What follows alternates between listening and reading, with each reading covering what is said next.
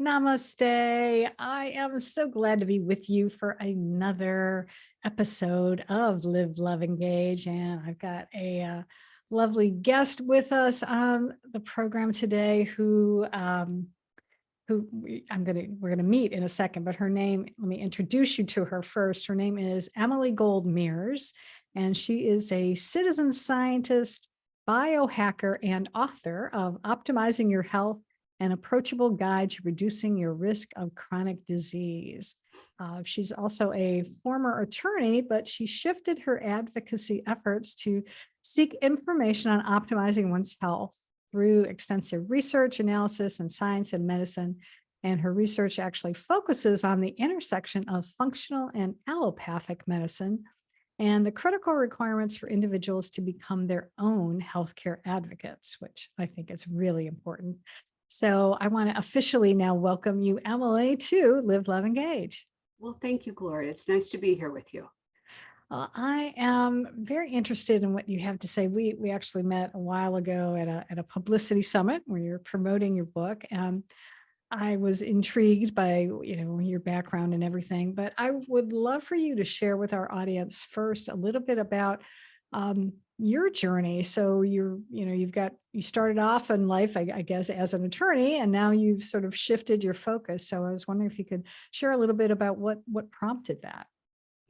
Well, yes, I did practice law for a while. I must confess, I did not love the practice of law, but I did it.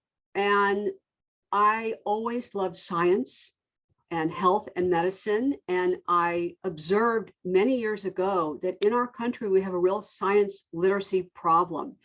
And this was only magnified by the pandemic. And it became very clear by the pandemic that we have one. And I have been affiliated with a number of organizations for years who give presentations and seminars. And I have been trying to persuade them for 10 years that they have to do better with their science presentations because we need to educate the public about science. And then, of course, I was largely ignored.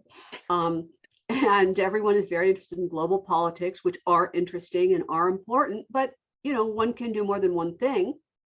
And the pandemic really highlighted all of the junk science that was being promoted. And if people were paying attention, they saw that the different reactions to the COVID virus had a lot to do with one's underlying health condition. And I thought, okay, I need to share the information that I've learned.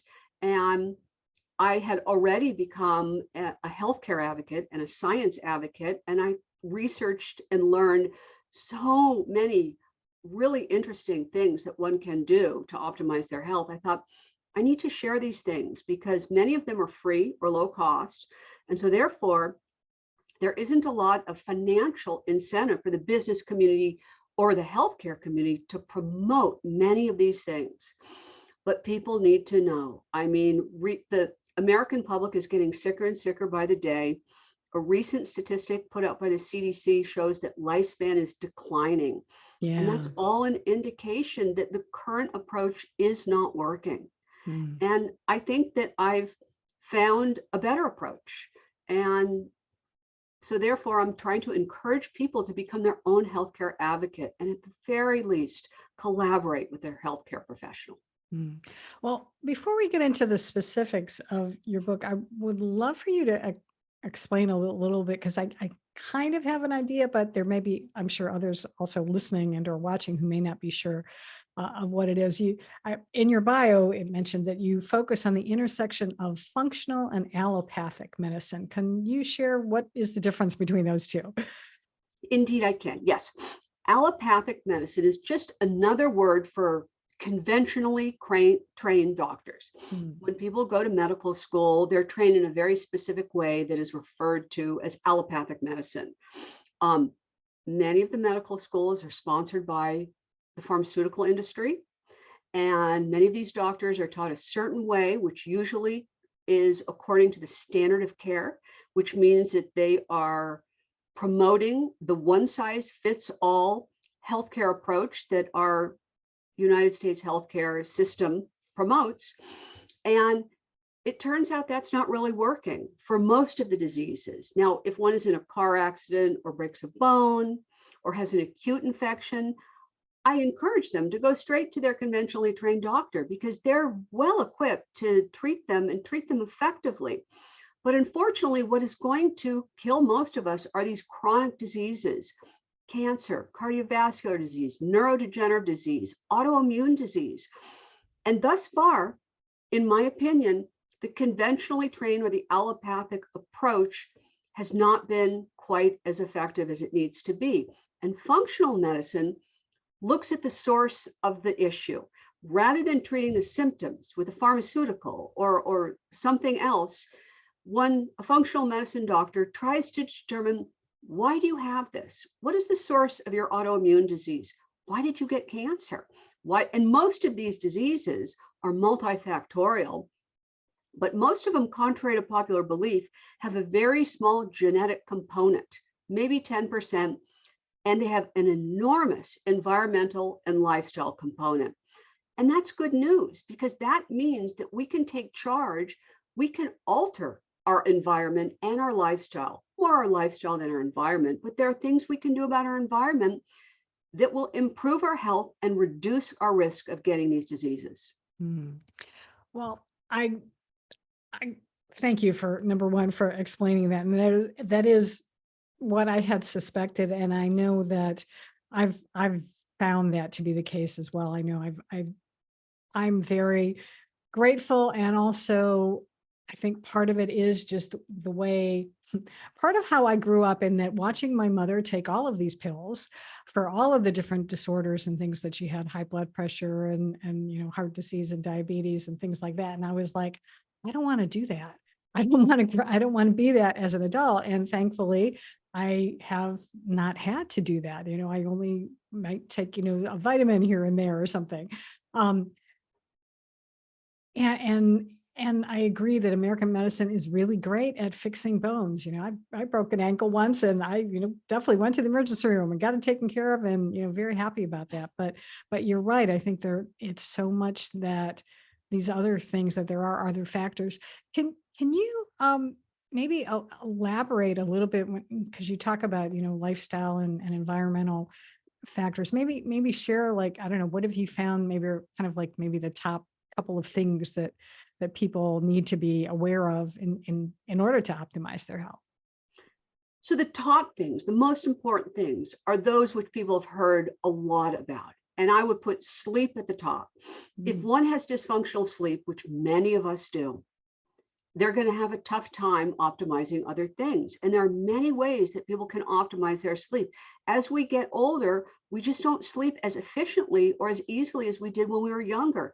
But it's critically important to take the steps to improve their sleep. And some of those are very easy. And I would recommend not taking any of the pharmaceutical sleep aids, because that just causes other problems. But if one establishes a consistent going to sleep time and waking up time, one makes sure that they're sleeping in a very dark and a cold room. And then when they wake up in the morning, if they go outside and they expose themselves to the daylight, no matter what latitude you live in, you may have to do it a little bit longer if you're in a northern latitude or on a cloudy day, but just know that the photons from the sun still will penetrate. And what that does for you is it will reset your circadian rhythms, which are what monitors your sleep. And that's free and easy to do. And one can just go outside in the morning and get some daylight, 5 or 10 minutes if it's a nice day, a little bit longer if it's not such a nice day. And if that's done on a consistent basis, one will find that their sleep will improve. So that's a biggie. Another one is nutrition. What we eat and our food supply is so terribly tainted. The soil is devoid of minerals and nutrients. And as a result, our food is just not as nutrient rich as it once was, not to mention the enormous amount of pesticides and fungicides that are sprayed all over the food supply. And then we ingest that. And the animals, which are shot up with antibiotics and hormones, and they're fed grain that's filled with pesticides and herbicides. And you eat what the animal you eat ate. So all of these things, I mean, At best, just try to stop eating ultra processed foods. If you can, eat organic foods where you're able to. It's not necessary to eat everything organic, but the Environmental Working Group is a wonderful resource that tells you the most polluted and the most heavily sprayed vegetables and fruits, and the ones that you can get away with without spending the extra money on organic food. And I realize that there are some people where cost is a concern, and I would suggest that they do the best they can with the proviso that you pay now or you pay later. And Mm, getting sick is really, really expensive. So the other thing that's really important is the gut microbiome. There has been so much written lately on the gut microbiome. I mean, it's within the last 10, 15 years, and the gut is connected to everything. Most of us have some level of gut dysbiosis, and that simply means an imbalance of good versus bad bacteria. And when that happens, one will have a really hard time optimizing other aspects of their health because all the systems, the biological systems, are interrelated. And if one can first prioritize their gut and get it in good working order, it'll even help their sleep. It will help everything. And I talk about in my book how one can do that. And then I go into some more esoteric things that aren't the main ones. But mm, I would say those are some biggies. And of course, there's so many. There's stress reduction. You know, it's really important. And one needs to acknowledge that everyone has stress and there's no way to eliminate stress. And that's okay. A little stress is actually helpful for us. right. But one has to reframe their perspective of stress and try and improve their response to stress. So all of this is manageable. It's doable. And if one just takes small incremental steps to improve their lifestyle, they'll see the results and hopefully they'll be incentivized to continue on. Mm. Yeah, it's I I thank you for sharing all of that information because it really it does boil down to just a few things, doesn't it, to be able to take care of yourself. I wonder, could you maybe just give, because I obviously people need to go get your book to learn more about all of these things, but I am intrigued about like the gut, because is there like one thing in particular that people can like um either should avoid doing or can add into their diet to be able to help that microbiome? Um, well, organic food and stay Mhm. away from ultra processed food Oh, okay. because I mean, if one wants to be very careful, and I know a lot of people don't want to be, things like white flour and sugar are not doing you any favors at all. I mean, I love sugar. Most of my lessons I learned from doing everything wrong. So I don't want to sound preachy, but I felt bad and now I feel good. And it's because I reduced my sugar consumption by probably 90%. Mm, I'd like to do it by 100%, but it's really hard. It was my favorite food group, but it's really bad for you. And they're finding that these glucose spikes that everyone experiences, even those that don't have diabetes, those are contributing to inflammation and then disease. They're mm. even calling Alzheimer's diabetes 3 because they're finding there is a glucose component to that. Oh, And wow. so one should be very careful with the sugar consumption. Yeah. And also, if they can eliminate the pesticides and all of the toxins, I Mm, would say those are the two biggies. yeah. And I'm glad you mentioned inflammation because when you were talking earlier about like the diseases and things, and I was thinking that I think that I had read that a lot of things that we do have issues with today, like autoimmune diseases and heart disease and um, Alzheimer's, things like that. It all stems from inflammation, and that's I think where what you're talking about is can help address that and be able to bring that inflammation down so you can be healthier. It does. And this is another thing about perspective and Mm, balance. A little bit of inflammation we would die without because it helps, if you cut yourself, what happens is there's an inflammatory response that contributes to healing. So you oh, can't eliminate all inflammation and you don't want to. What's problematic is chronic inflammation, mm, or there's a term called inflammaging, which is associated with getting older, where there's this sort of low level of constant inflammation. And that's what one needs to reduce. mm. Okay. Well, thank you for clarifying that. I appreciate that. Um, when I was looking at having you on the show, I noticed that one of the things that you talk about is something called light optimization, and you're talking about LED bulbs and things like that. So, what? Tell me a little bit about that. So light is an interesting area that we don't hear that much about. All light is filled with all colors of the rainbow, even though we only perceive the white and the yellow. But there's everything with red light on one side of the spectrum and blue light on the other side of the spectrum. Blue light during the day is necessary. The sun emits blue light. The problem becomes nighttime exposure to blue light, which we get from television, screens, our phones, our computers, and our LED light bulbs. And LED light bulbs are known to be cheaper, more energy efficient, and better for the environment. But unfortunately, there have been a number of studies that have revealed that they're not good for our biology. A lot of these studies are done in Europe. There's two in particular in France and Spain that have shown that these LEDs produce shortwave, high energy blue light, which has been linked to biological and sleep disturbances and also disturbs the retina. It damages the retina. Mm. And there are neurologists who have gone into depth describing the process about this. There's someone named Jack Cruz who states, he's a neurosurgeon, that we get just the right amount of blue light from the atmosphere, but need plenty more infrared light, that's the red light, to balance it out to avoid experiencing harmful health effects. We do not get the natural balance when we're exposed to blue light emitting devices. And so there are things, once again, that people can do. They can downlight red screens on their phone and on their computer and on their laptop. They can even install a red light bulb next to their bed if they have to wake up in the middle of the night or after sundown. You can reduce your blue light exposure after sundown. They have these blue blocking glasses that people can buy to watch TV. Takes a little getting used to, but the issue is the blue light enters your eye, it hits your retina, and then your pineal gland, and it shuts off your production of your human growth hormone and your melatonin. And that's not even going into the retinal damage that it's shown. So it's a tough one because it's hard to find incandescent bulbs, which are preferable for your biology. They're more expensive and they're not as energy efficient, but everything is a trade-off. Yeah, that's certainly it. Yeah, and it's true.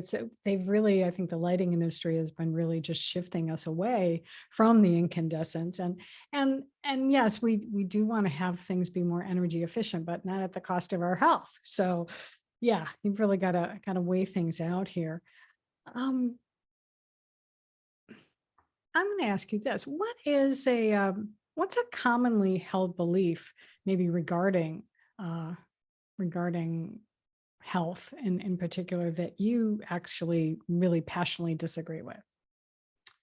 The commonly held belief about health that I most passionately disagree with is one can no longer outsource their healthcare 100% to their doctor or healthcare practitioner. Gone is the day when we can do that. It's a different world today. The insurance companies are squeezing the healthcare practitioners, allocating 10 to 12 minutes with each patient. Most of the time, the doctor is spent with their head in their electronic health records, and they are employing the standard of care, which is one size fits all, without regard to the fact, one of the main themes in my book is that each one of us is genetically and biochemically different. And what works for one person may not work for the next person and could be downright harmful. And the doctor doesn't have time to take that into consideration. And nobody knows their body better than the occupier of the body. Yeah. We each know how we respond to everything. The doctor doesn't know those things. And so one has to, at the very least, collaborate with their doctor and ideally do a lot of due diligence and additional research. Yeah. Are there any particular types of physicians that, someone could go to? Let's say, they, especially maybe even for someone, fairly young adult. I'm thinking about my kids who are in their 20s, and are looking to be able to, because especially if they have health insurance, they've got to pick, a provider, primary care physician. But it sounds like, certainly that not all primary physicians are alike. So how would you best, or is there a particular specialty maybe that someone is a little bit more open to, looking at the reasons why you're sick as opposed to just, rushing to write you a prescription to fix it? So that's the branch. There's actually some overlap. And there are a lot of different names for these doctors. They're called functional medicine doctors, integrative physicians, personalized medicine doctors, precision medicine doctors. Each one of those is slightly different, but there's a great deal of overlap. And any one of those will get you closer to identifying your own genetics and biochemistry and treating you on a personal level rather than part of population demographics, which, is a big bell curve that some fall in and many fall outside of. Hmm. Well, that's good. I appreciate that because as I say, and in fact, even for me, I changed health insurance lately and was just like, trying to find somebody. And it's like, okay, I figure he'd be good for, emergency things, but it's not really who I want to really be actively involved in my healthcare. And actually, let's talk about this a little bit more about being your own healthcare advocate. So let's say someone listening to this is like, okay, sure, yeah, I want to do that, but what does that look like in practical terms? Well, it looks like for me, I think the first step is to do some Mm, testing and tracking. And yes, it's a little bit of money up front to do some of these tests, but it will save you a lot of money down the line because the reality is we cannot fix what we can't measure. mm, You can't manage what you can't measure. If you don't know what's going on internally, perhaps you don't even have symptoms yet or at all, but there still could be some dysfunction going on inside at a cellular level. And what these tests will do for you is they'll start giving you some data, some quantitative data on what's going on with you. And so the first step is to collect the data, and the next step is to analyze it efficiently. Not everyone can do that. There are platforms that can help you, there are doctors that can read it. But I think that's the first step because you want to know what's going on. In terms of supplements, that's an area that I write extensively about. I believe we need supplements, but not the way people are recommending them. Everybody is recommending supplements to everybody in a one size fits all manner. And I don't think that that's a good approach at all. The very definition of supplement is you are adding to something and it's implied that you do so where you are deficient. So there are some people that don't need to take any. I mean, few and far between, just because our food supply is so tainted. And as we get older, we lose enzymes and we're just not quite as efficient. So there's a need for them, but it's good to identify where the need is. I don't believe in multivitamins, and every doctor recommends them. mm, The reason why, most of the brands are not great. And so the dose that's on the label oftentimes doesn't match what's in the capsule or the tablet.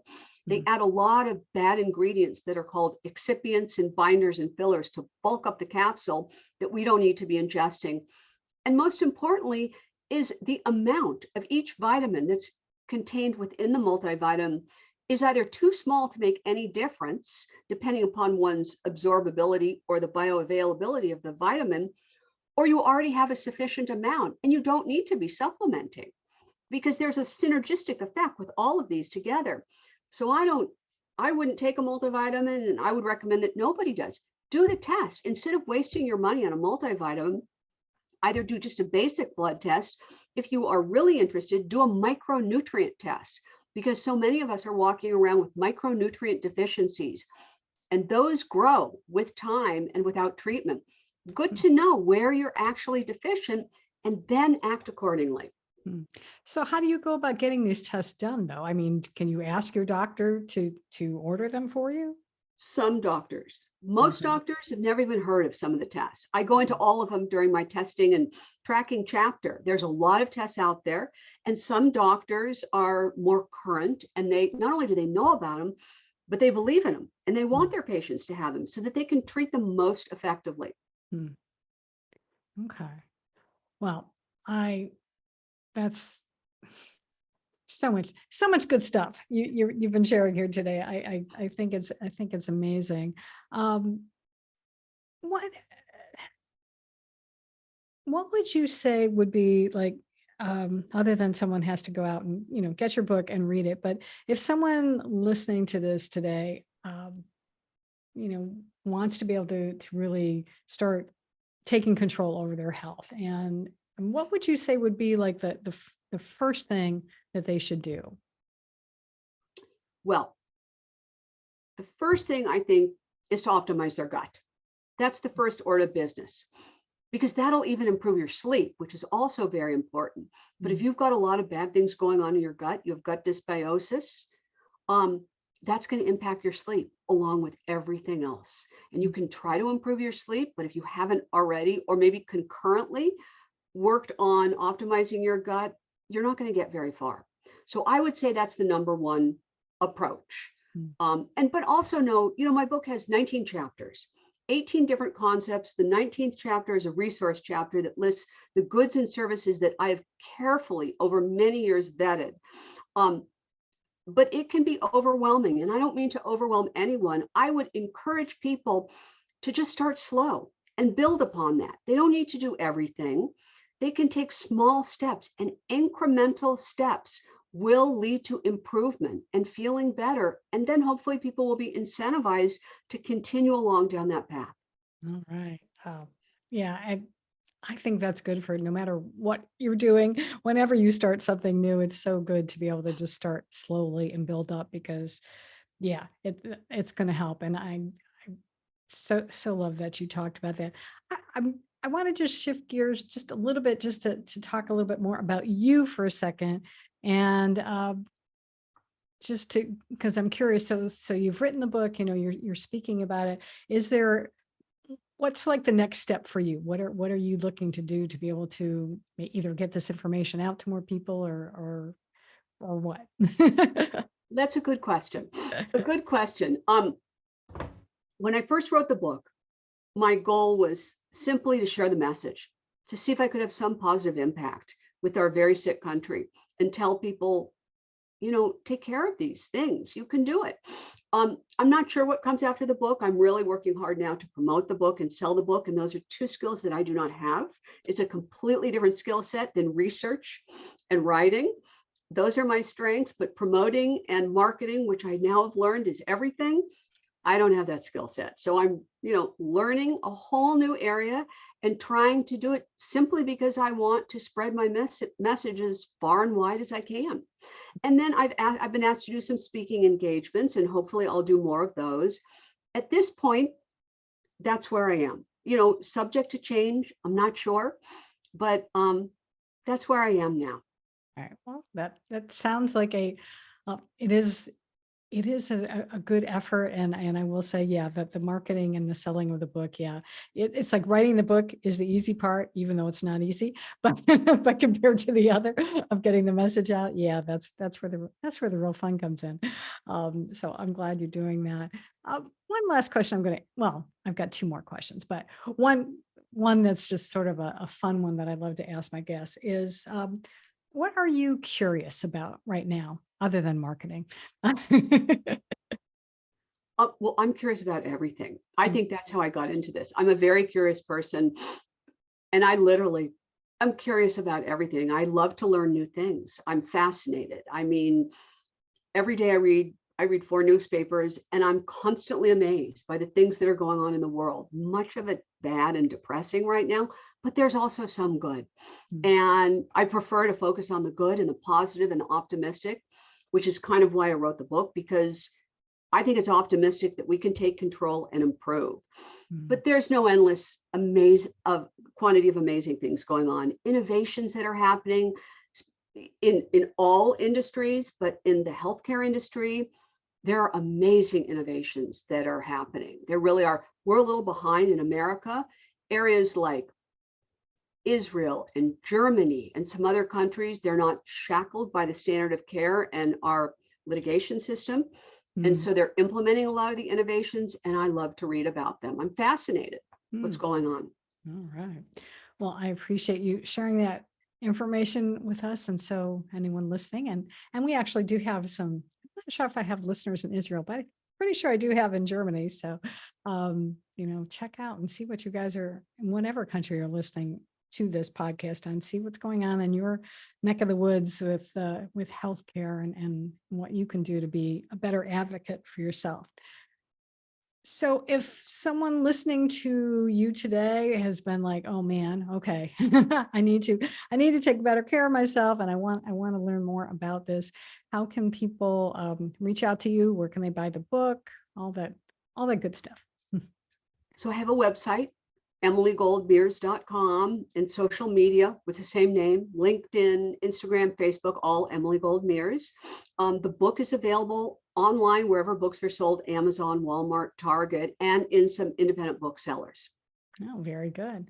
Awesome. Well, I will be sure and have all of that information in the show notes for you who are listening today or watching. And so make sure that you go to liveloveengagepodcast.com and find this episode, and then you'll be able to get all of this wonderful information and to be able to start being your own best healthcare advocate, which is what we all need to be. Any parting thoughts? That any last thing that I didn't ask you about? Yeah, that's what I should have asked you. Is there any other thing that, or did we cover it all? I can't think of any. I just want to encourage people that it's really important to feel good and healthy and energetic. It affects everything, your relationships, your work, your productivity. Every single thing is affected. And if you feel better, you'll do better. Words of advice. Very good. Wise words of advice, I should say. All right. Well, Emily, thank you so much for taking time out of your day and being with us today. I really appreciate it. And I know our viewers and listeners all across the spectrum got a lot of good value out of it today. So thank you. Thank you, Gloria. I really enjoyed talking to you today. And I also want to thank all of you, my lovely, loyal subscribers. And if you're not, well, you can still become one. So you can subscribe on YouTube at Gloria Grace Rand. YouTube has a new way of doing it. So you can actually do at Gloria Grace Rand and subscribe to the podcast, or you can certainly subscribe on whatever your favorite podcast platform is, whether it's Apple or Spotify, we're there. So until next time, as always, I encourage you to go out and live fully, love deeply, and engage authentically.